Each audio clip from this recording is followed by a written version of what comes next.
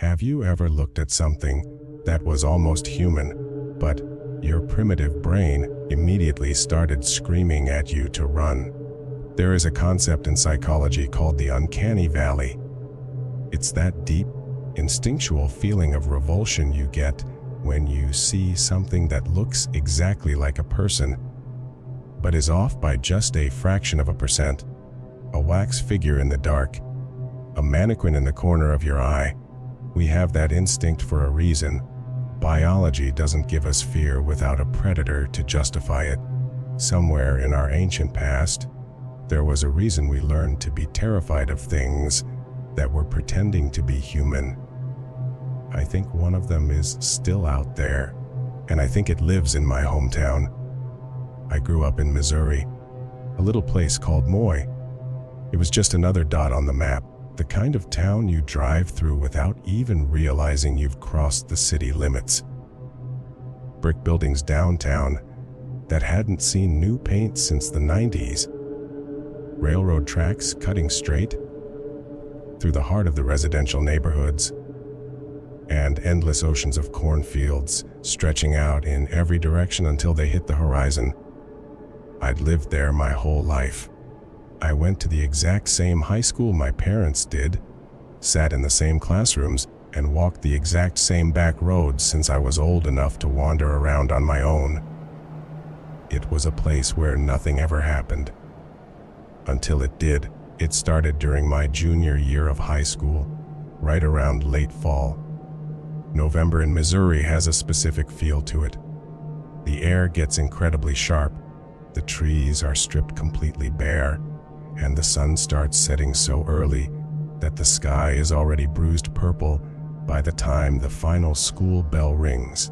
Most kids took the bus, but I lived just close enough that walking made more sense. My route cut through a shortcut behind this massive, looming, abandoned building right next to the train tracks. Everyone in town just called it the feed mill, even though it hadn't been an operational mill for decades. It was a multi-story concrete monstrosity covered in faded graffiti, surrounded by overgrown weeds that turned into dry, dead stalks in the winter.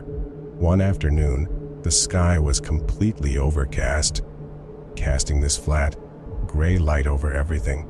I had my headphones in, but I wasn't playing any music yet. I was just trying to untangle the cord. That's when I heard the footsteps behind me. Now, in a small town, there's always that thing where kids like to scare each other. You hear steps. You think it's one of your buddies trying to sneak up and jump, scare you. I instinctively slowed down, waiting for a hand to grab my shoulder, but the steps didn't sound right. They were uneven. Human beings have a natural rhythm when we walk. Left, right, left, right. A predictable cadence, but these steps, it sounded like whoever was walking didn't know how long their stride was supposed to be. It would be one long, heavy step, followed by a short, stuttering shuffle step. Pause, scrape, step, step. Sometimes I'd hear dragging, like a heavy boot refusing to lift off the asphalt. Other times, it was this sharp, hollow tapping. It sounded exactly like a thick piece of bone striking the bare concrete. Clack, clack. I spun around, fully expecting to see some weirdo from my math class messing with me. There was no one there. Just the empty gravel path, the rusted chain link fence, and the towering silhouette of the feed mill against the gray sky. I stood there for a solid 10 seconds. The wind rustled through the dead weeds, but the footsteps had stopped the exact millisecond I turned my head. A cold prickle of dread washed down the back of my neck. I wasn't just a little spooked. My body was telling me I was in danger. I turned back around and practically walked the rest of the way home, constantly checking over my shoulder. I couldn't shake the heavy, suffocating feeling that something had been watching me, tracking my movements. After that day, the paranoia set in, and the incidents started happening more often. I started catching movements out of the corner of my eye, I'd be walking past the old storefronts on Main Street, and I'd see a reflection in the dusty glass of the antique shop, a reflection of the street behind me, and standing there, halfway down the block, would be this shape. It was tall, unnaturally tall, and pale, not like someone who hadn't seen the sun, but pale like a dead fish floating belly up in a pond. The terrifying part was that the second I snapped my head around to look directly at it, the street would be completely empty. It was like the thing only existed in my peripheral vision, vanishing the moment I tried to focus on it. Then, it started playing with sound. It began at school. I was walking down a crowded hallway between 4th and 5th period, surrounded by hundreds of kids, slamming lockers and shouting. Clear as day, I heard my history teacher, Mr. Harrison, call out from right behind me. "Hey, come back here for a second." I stopped, turning around to face him. But Mr. Harrison wasn't there. I walked back to his classroom, thinking he had ducked back inside. I poked my head through the door. He was sitting at his desk, grading papers. I asked him what he needed. He looked at me, completely confused, and swore up and down he hadn't said a word to me. He hadn't even left his classroom. But the voice I heard, it was an exact, flawless replication of his tone, his pitch, his slight Missouri drawl, the auditory hallucinations, or what I prayed were hallucinations, followed me home.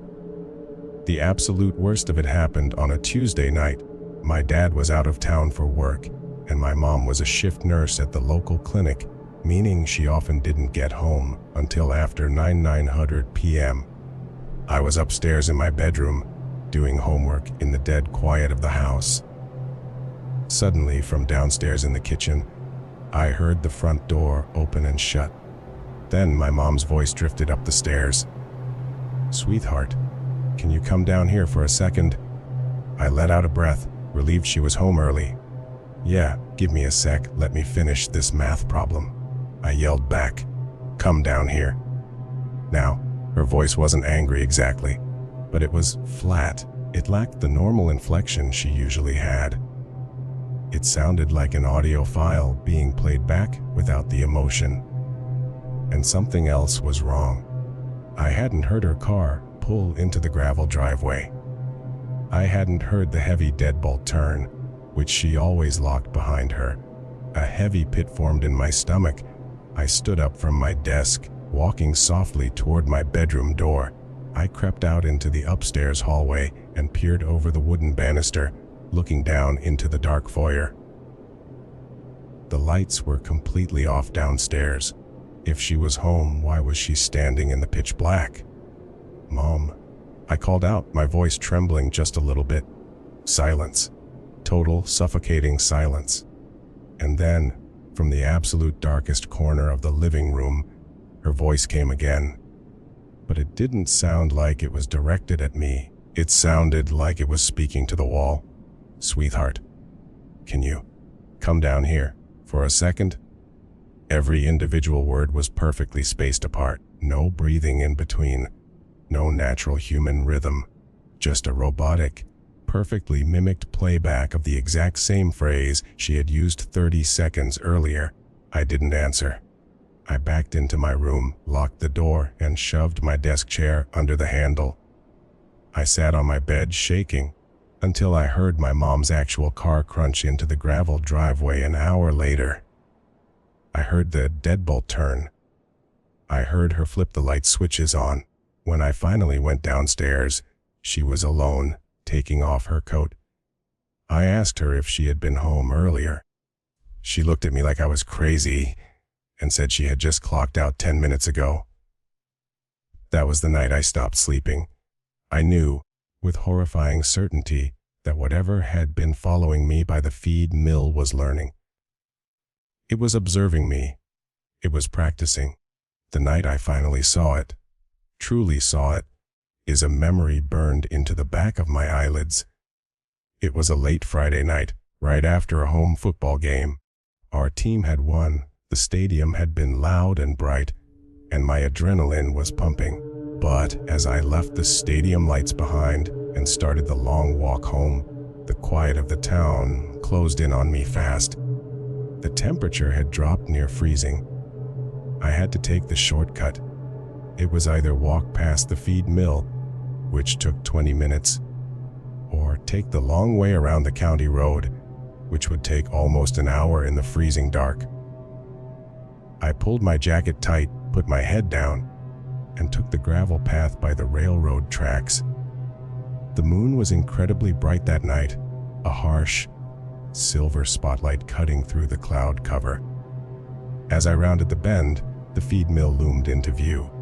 In the moonlight, the massive, broken windows across its concrete face looked like dark, empty eyes staring down at me. I was halfway past the building when I stopped dead in my tracks. Standing right next to the rusted loading dock, bathed in the pale moonlight, was a human shape. My heart hammered against my ribs like a trapped bird. I couldn't breathe. I just stared. It was impossibly thin. Its torso was elongated, stretching up to a height of what must have been 7 feet. Its arms were grotesque, so long that the fingertips almost brushed against its knees as it stood there. It was wearing clothes, but they were filthy, mismatched rags that hung off its skeletal frame like a scarecrow. But the worst part was its skin. It was pulled so agonizingly tight over its bones that it looked like it might tear at any moment. It was the color of spoiled milk, practically glowing in the moonlight. Its head was cocked to the side at a severe, unnatural angle, an angle that would have snapped a human spine. We locked eyes. Or, at least, I think we did. Where its eyes should have been, there were just deep, sunken shadows. It didn't move like a living thing. When it finally shifted, its joints emitted a soft, horrific clinking sound, like dry stones grinding together. It lifted its right leg incredibly high and slammed its foot down onto the gravel. Crack. Then it brought its left leg forward, but the knee bent inward, bowing in a way that defied anatomy. It staggered. It was trying to stand like a person, and it was failing. Every single step it took was a jagged, jerky correction. It was a predator wearing a human suit, desperately trying to figure out how the strings worked. It took another agonizing, twitching step toward me. Drag, scrape. And then, its jaw unhinged. It dropped open far wider than a human mouth ever could, exposing a dark, empty cavern. From deep inside that throat, a voice echoed out into the freezing night air. Hey, it wasn't my mom's voice. It wasn't my teacher's voice. It was my voice. It sounded exactly like me, perfectly mimicking the way I had greeted my friends at the football game just an hour earlier, but it was entirely devoid of a soul. That single word hit me like a physical blow.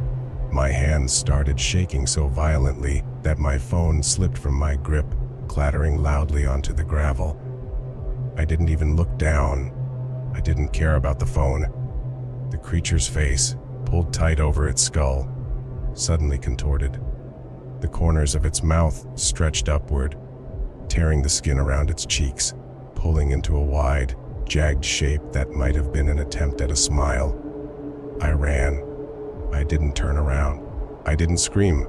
I just ran with a primal, blinding terror that I have never experienced before or since. My lungs burned, the frigid air stinging my throat like shattered glass. Behind me, I could hear the gravel crunching. It was no longer trying to walk like a human. It had dropped the act. The footsteps behind me were frantic, chaotic, a terrifying cacophony of bone hitting stone, moving with a horrifying speed. Clack, clack, scrape, clack! I didn't stop running until I hit my front porch. I slammed my body against the wood, fumbling blindly for my keys in my pocket. My hands were slick with cold sweat. The keys jingled violently as I jammed them into the deadbolt, twisted, and threw my weight against the door. I crashed into the hallway, slamming the door shut behind me, and twisting every single lock on the panel. I collapsed onto the floor of the foyer, gasping for air, staring wide-eyed at the solid wood of the front door. I waited for the heavy thud of something throwing itself against the house. I waited for the scratching at the windows, but nothing came, only the silent, mocking stillness of my own home. I never told my parents. I never told the police. What would I even say? There's a 7-foot tall stick figure living by the train tracks that's trying to learn how to be a person, and it speaks in my voice. They would have put me in a psychiatric ward. In a small town like Moy, you keep the crazy to yourself if you want to survive socially. So, I kept my mouth shut. I bought a new phone, claiming I dropped the old one down a storm drain. I survived the rest of my high school years by making excuses. I got my license, I bought a beat-up used car, and I drove everywhere. I never, ever walked by the train tracks again. I eventually graduated, packed up my things, and moved halfway across the country for college. I haven't been back to Missouri in years. I prefer the bright lights and the noise of the city. I prefer crowds where I can see everyone's faces clearly. I try to tell myself it was just the overactive imagination of a stressed-out teenager, a trick of the moonlight and sleep deprivation. But deep down, I know exactly what I saw out there by the feed mill. I know what was practicing my voice in the dark. I try not to think about that road anymore. I try to leave Moy, Missouri, as a forgotten dot on the map in my rearview mirror. But sometimes when I'm lying in bed in my new apartment, hundreds of miles away, and the city goes completely quiet at 300 a.m., I'll hear a sound from the hallway outside my door. A heavy, uneven step. Step pause. Scrape. And I pull the covers up to my chin, praying to God that it hasn't finally figured out how to mimic the sound of a key turning in a lock.